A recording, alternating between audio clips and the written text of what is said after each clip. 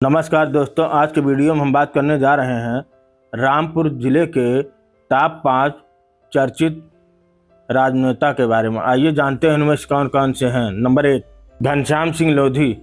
घनश्याम सिंह लोधी का जन्म रामपुर में हुआ। घनश्याम सिंह के राजनीतिक सफ़र की बात करें तो सन 1992 से 1998 तक भाजपा की युवा शाखा के जिलाध्यक्ष रहे। सन 1999 में उन्होंने भाजपा छोड़ दी और वह बहुजन समाज पार्टी में शामिल हो गए। इसके बाद घनश्याम लोधी ने 2004 में बहुजन समाज पार्टी छोड़ दी और राष्ट्रीय क्रांति में शामिल हो गए। साल 2009 में घनश्याम लोधी फिर से बहुजन समाज पार्टी में शामिल हो गए। भाजपा से सियासत की शुरुआत करने वाले घनश्याम सिंह लोधी ने कल्याण सिंह की पार्टी जन क्रांति का प्रतिनिधित्व किया। वह 2 बार एमएलसी रहे। साल 2022 में हुए विधानसभा चुनाव के दौरान उन्होंने समाजवादी पार्टी को अलविदा कह दिया था और भाजपा में शामिल हो गए थे। साल 2019 में रामपुर संसदीय सीट पर चुनाव हुआ तो सपा के कद्दावर नेता आजम खान का सपा बसपा गठबंधन के संयुक्त उम्मीदवार बने और चुनाव जीत गए। लेकिन 2022 में हुए विधानसभा चुनाव में आजम खान फिर सपा के टिकट पर चुनाव मैदान में आ गए और जीत हासिल करने में सफल रहे। उपचुनाव हुआ जहां घनश्याम लोधी सांसद बनने में कामयाब रहे बीजेपी पार्टी से।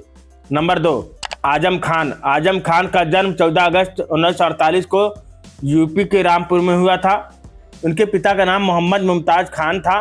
आजम खान खुद को तालीम से जोड़े रखा, जमकर पढ़ाई की, बीए ऑनर्स और एमए ऑनर्स की पढ़ाई की, एलएलएम की पढ़ाई की और कानून की डिग्री ली। एएमयू में पढ़ते हुए ही आजम खान ने राजनीति शुरू कर दी। छात्र संघ का चुनाव जीते, कानून की डिग्री थी और उर्दू के जानकार थे। ऊपर से एएमयू के माहौल में जिंदगी को समझने वाले आजम खान एक बेहतर वक्ता बन गए। धीरे धीरे उनकी पहचान बनने लगी। कहा जाता है कि आजम खान के अल्फाज कितने भी तीखे हों, बोलने का अंदाज बहुत मीठा होता है। 17 मई 1981 को आजम खान की शादी डॉक्टर तंजीन फातिमा से हुई। वह मूल रूप से हरदोई जिले की रहने वाली हैं। उन्होंने एएमयू से पढ़ाई की है। उन्होंने एमए एमफिल के बाद पीएचडी भी की थी। इसके बाद बतौर एसोसिएट प्रोफेसर पॉलिटिकल साइंस भी पढ़ाया। आजम और तंजीन के 2 बेटे अब्दुल्ला और आदिब हैं। अब्दुल्ला आजम भी राजनीति में सक्रिय हैं, जबकि दूसरे बेटे आदिब रामपुर में बाकी कामकाज संभालते हैं। आपको बताते चलें, सन 1977 में जब देश आपातकाल का दंश झेल रहा था, आजम खान ने पहली बार विधानसभा चुनाव लड़ा। हालांकि इस चुनाव में उन्हें कांग्रेस के सन्नू खान से शिकस्त मिली, लेकिन आजम खान ने हार नहीं मानी। 1980 में आजम खान जनता पार्टी के टिकट पर लड़े और जीते। ये पहली बार था जब आजम खान विधायक बने। इसके बाद उन्होंने पीछे मुड़कर नहीं देखा। सन 1985 में लोकदल के टिकट पर विधायक बने। सन 1989 में जनता दल के टिकट पर निर्वाचित हुए और पहली बार यूपी सरकार में मंत्री बने। इसके बाद सन 1991, 1993, 2002, 2007, 2012 और 2017 में भी आजम खान विधानसभा चुनाव में अपने विरोधियों को बैक टू बैक शिकस्त दी। हालांकि 1996 में उन्हें हार का स्वाद भी चखना पड़ा। कांग्रेस के अफरोज अली खान ने आजम खान को हराया था। ये चुनाव हारे तो उन्हें राज्यसभा सदस्य बना दिया गया। कुल मिलाकर आजम खान 9 बार विधायक बन चुके हैं। 1 बार राज्यसभा सांसद और 1 बार 2019 में लोकसभा सांसद निर्वाचित हुए हैं। अब 2022 में हुए रामपुर सीट से ही जेल में रहते हुए विधानसभा चुनाव लड़ा और जीत दर्ज की।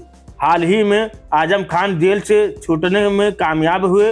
वे तकरीबन 2 साल बाद जेल से बाहर हुए हैं। दोस्तों, इस वीडियो में आगे बढ़ने से पहले वीडियो को लाइक, चैनल को सब्सक्राइब कर लें। नंबर 3, जरनैल सिंह। जरनैल सिंह का जन्म 15 मार्च 1981 को रामपुर में हुआ था।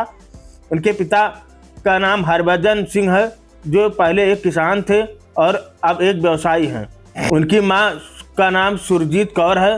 दिल्ली में पली बढ़ी सिंह ने अपनी 12वीं कक्षा तक शिक्षा प्राप्त की। 2006 में हुए जल शोधन एवं उपचार उपकरण निर्माता संघ के महासचिव बने। 2010 में उन्होंने सुखजीत कौर से विवाह किया। वर्तमान में वे WAPTEMA के अध्यक्ष हैं। एक मध्यम वर्गीय परिवार से ताल्लुक रखने वाले जर्नैल सिंह, आपको बताते चले 2011 में जब अरविंद केजरीवाल और कई अन्य कार्यकर्ताओं ने अन्ना हजारे के साथ मिलकर इंडिया अगेंस्ट करप्शन IAC समूह बनाया तो सिंह ने का ध्यान इस ओर गया और उन्होंने इस आंदोलन में भाग लेना शुरू कर दिया, जिससे सामाजिक सक्रियता में उनकी रुचि जागृत हुई।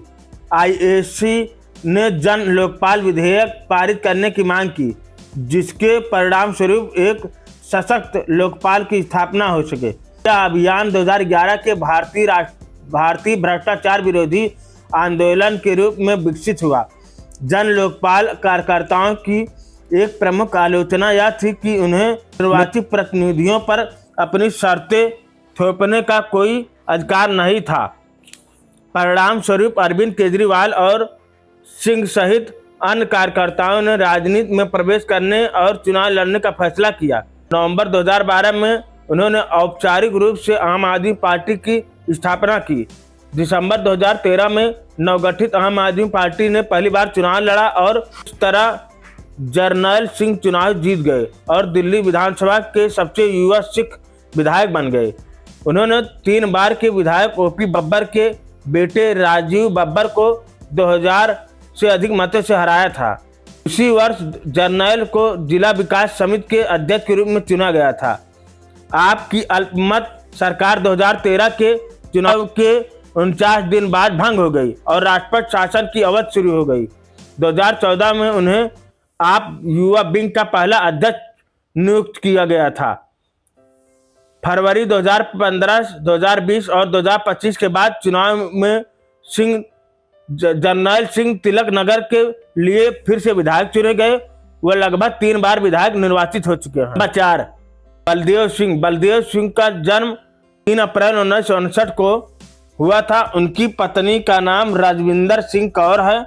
बलदेव सिंह औलख ने कुमायूं यूनिवर्सिटी से शिक्षा प्राप्त की। मुख्तार अब्बास नकवी से मिलने के बाद औलख ने BJP ज्वाइन की। 2017 के चुनाव में कांग्रेस उम्मीदवार संजय कपूर को हराकर वे विधानसभा में पहुंचे। वह 2022 में दोबारा जीत दर्ज की। योगी सरकार में दोबारा मंत्री बनने में कामयाब रहे। नंबर 5, आकाश सक्सेना का जन्म रामपुर जिले में हुआ। आकाश सक्सेना जिस परिवार से आते हैं वह परिवार राजनीतिक रहा है।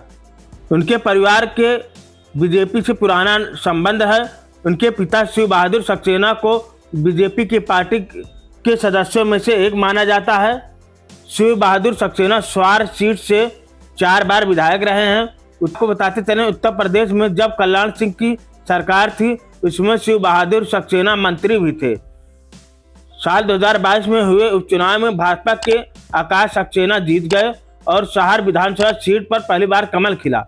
ऐसे में विधायक बनने के बाद आकाश सक्सेना की सुरक्षा बढ़ाने की मांग उठी थी और सुरक्षा उन्हें गृह मंत्रालय के द्वारा प्राप्त हुआ। उन्होंने आजम खान के ऊपर दर्जनों मुकदमे दर्ज कराए हैं। आज की वीडियो में इतना ही। मिलते हैं नई जानकारी के साथ, तब तक लिए जय हिंद। यदि हमारे चैनल पहली बार आए वीडियो जरूर लाइक करें, चैनल को जरूर सब्सक्राइब करें। धन्यवाद।